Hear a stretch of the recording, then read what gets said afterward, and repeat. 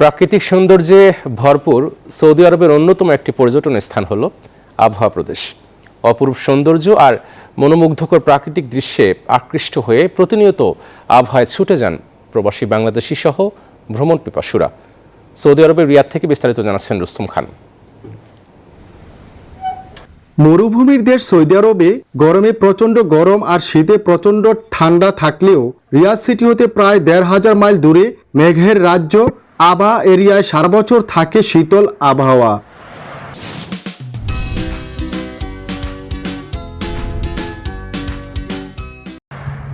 আবায় শীতে -degree Celsius তাপমাত্রায় বরফ জমে, তার মাঝে প্রাকৃতিক পরিবেশ সবুজ শ্যামল বাংলাদেশের মতো।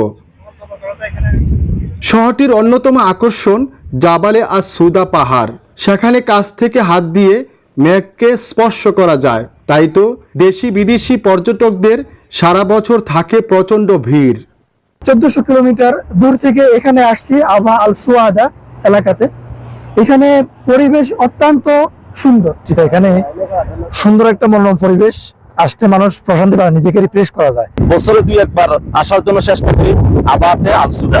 আলসুদা জায়গাটা খুব সুন্দর এবং কি ভিউটা খুব এখানে ঠান্ডা থাকে। بنجلاديش يجي هنا ان شاء الله، وهذا ابها الجميله والسحاب والامطار. بنجلاديش اخواننا في الاسلام، اخواننا في الدم وفي العرق. ইতিহাস, ঐতিহ্য ও প্রাকৃতিক সৌন্দর্যে ভরপুর আবহা প্রদেশ আকৃষ্ট করে স্থানীয়দের পাশাপাশি বিদেশি পর্যটকদের। মোহাম্মদ রুস্তম খান, নিউজ 24, রিয়াদ, সৌদি আরব।